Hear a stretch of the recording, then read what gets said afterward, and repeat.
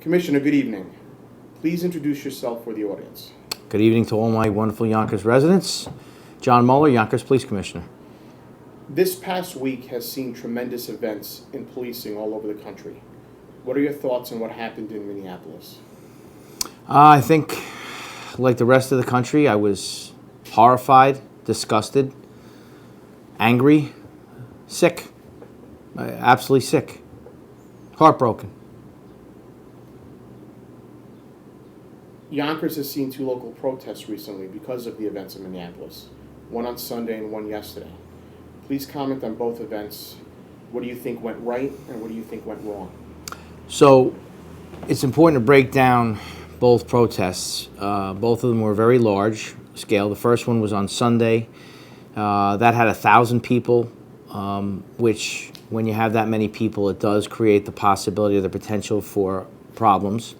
And it also went on for nearly 6 hours, which also adds a component to the possibility that there could be problems. But despite all that, and based on the professionalism and of the Yonkers police officers and supervisors, the cooperation of the protesters, incredible collaboration between the both, we got through it with not one injury, not one piece of property damaged, and not a single arrest. And the Sunday protest culminated with the 15 final protesters, after all that marching all day, 6 hours and 1,000 people, sitting on the steps of City Hall, talking with the police officers at the end of the event for about 40 minutes, and both groups ended up shaking hands and finishing their day. And so that's a really amazing thing. It's a tribute to the protesters, tribute to the cops and the supervisors. I kind of look at it like a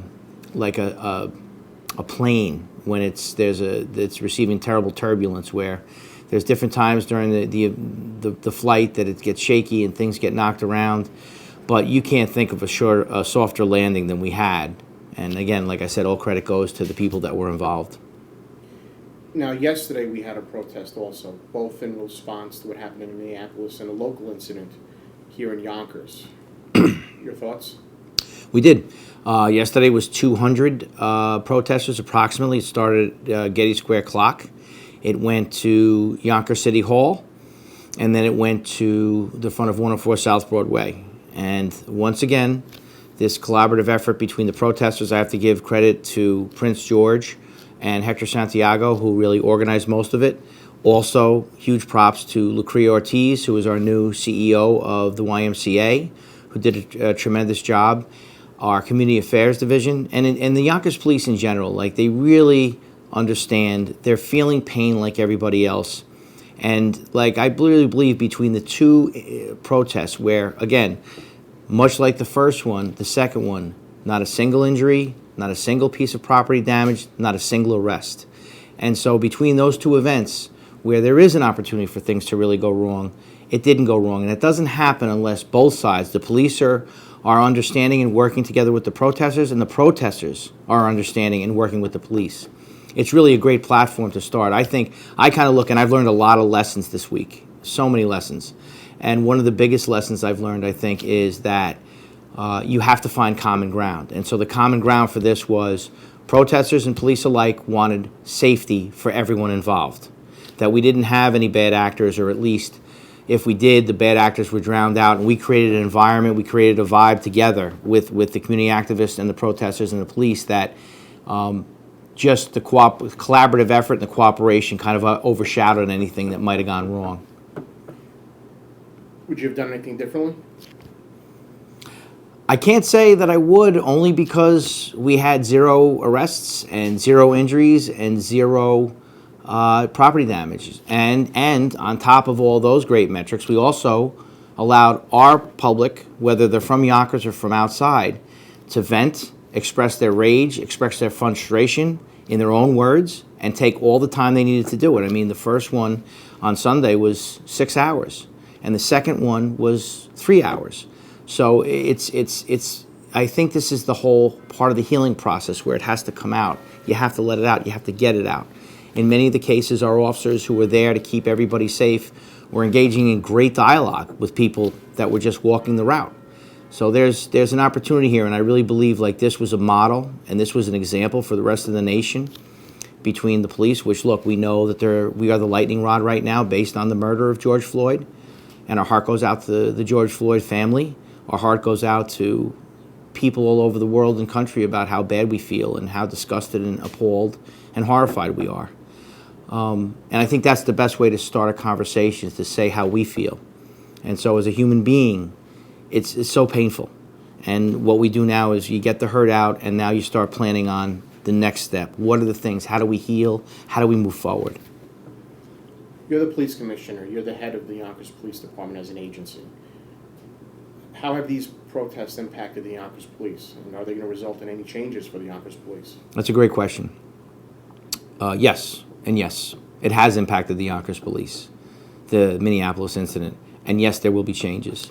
I feel as though when something like this happens, you draw within and you have to really engage in some real serious self-reflection and introspect, and organizations can do that too. And so one of the biggest things we're understanding with our dynamic is that obviously no incident of unnecessary force is acceptable, but the truth is, if you look at 2011, where we had 88 allegations of excessive force, and then in 2019, we had 6 allegations of excessive force. The focus is what we came up with, and this wasn't something that I just came up with. It was conversations with the community, conversations with police officers, conversations with both police associations, the CLSA and the PBA, conversations with the Yonkers Guardians, who are, by the way, fantastic partners. And we all agreed that the best, quickest, most important thing to do was to engage an outside agency in training us in understanding implicit bias. So there'll be department-wide implicit bias training. It will not be done from within. It'll be trained by a vendor, someone who comes in from the outside who assesses who we are, what our breakdown is as far as race and gender, what do our supervisors need versus the officers that are responding to calls every day and doing a fantastic job, by the way. So all these things, so that's the first thing we're going to do. We're already working very quickly and rapidly to identify a vendor. We're going to allow our community stakeholders to help in that selection process. And then we're going to start rolling. We're going to go to training, and we're going to start there. And that doesn't stop there, but I'm excited about the next steps. All right. New York City has seen violence and looting for the past several nights. We have had almost no incidents. Why is that? So the first 2 nights ago, we did have a number of incidents, and it's well known on the press, where we had a car drive up to a jewelry store on McLean Avenue and a pharmacy, and they conducted 2 burglaries. We nearly apprehended them, but they got away. We won't make that mistake twice. I think it's a terribly sad kind of a narrative that people came up, they broke into the pharmacy, and they stole 2,000 pills. I'm assuming it was probably an opiate-based Oxycontin or Percocet or something like that. So all the pain we're going through right now, all people getting injured and Mr. Floyd losing his life, and this was the decision somebody made to say, let me break into a pharmacy, let me steal opiate-based painkillers, and let me continue to poison the community by reselling those. So it's sad, but it happened. So the good news is we have such a network of outside agencies that we work with to really dial into what's happening, not just in Yonkers, but in Westchester County, and regionally. So you would, the NYPD and the state police, neighboring states like New Jersey and Connecticut, and then even the nation. The FBI provides alerts and different bulletins. So we're very networked in with the information. As always, the county police does a great job of sharing information and us sharing information. So we're always dialed in, so it helps us prepare. So last night was a perfect example of that. We kind of knew what we were up against. We knew what the strategy was of people that are just bad actors, that are trying to take this horrible moment and this moment of pain, and hopefully for us and the community a moment of healing, and turn it into something that's so selfish for themselves. So we had 3 different incidents last night where we stopped and what I believe prevented what would have been probably burglaries, commercial burglaries, where we impounded a vehicle, arrested the driver. They had hammers, rubber mallets there to break windows and different things like that. So it's important for the good people in Yonkers and the overwhelming majority to know that we are out there. You will see us in marked cars. There will be an added presence because of these types of situations in particular, our commercial districts, McLean Avenue, Yonkers Avenue, Central Avenue, downtown Yonkers, Main Street, Ridge Hill, Cross County. Anywhere there's a commercial district, to the bad guys, I say you may see the marked cars, but know this. There's others out there too, and we have plainclothes officers there that are watching.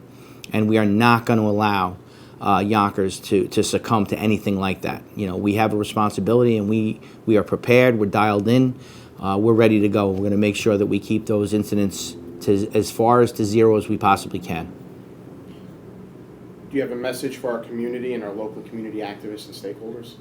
I have a message not just for our community activists, stakeholders. I have a message to our police officers, our police supervisors, everybody who participated in these protests. Again, I can't say how proud and relieved and just being a guy from Yonkers that we did it differently. We did it our way, like we always do, like Yonkers always does. Sometimes it's a good thing, sometimes it's a bad thing.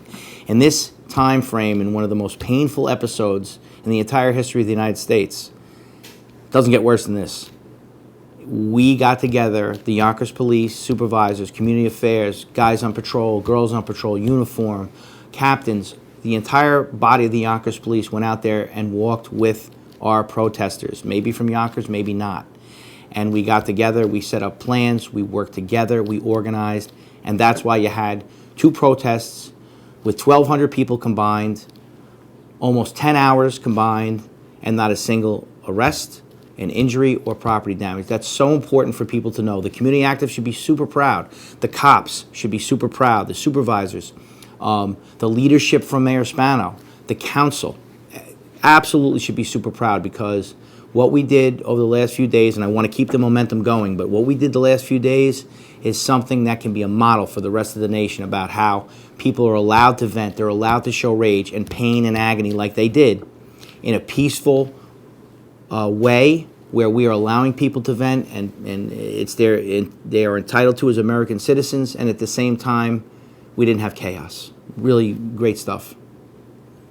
All right, thank you, Commissioner. Do you have any closing remarks for the public? Thank you, thank you, thank you. Thank you to the community activists. Thank you to the people that marched. Thank you to the police officers and supervisors of the YPD. Thank you to outside agencies, because it's not always that easy to manage 1,000 people walking all over Yonkers on a Sunday. So this is something that does not happen unless you have a collaborative intent with every different component of an event like this, and we got that. And so I'm grateful, a little tired, but I'm grateful, and I just hope we keep the momentum up. Thank you, sir. Thank you.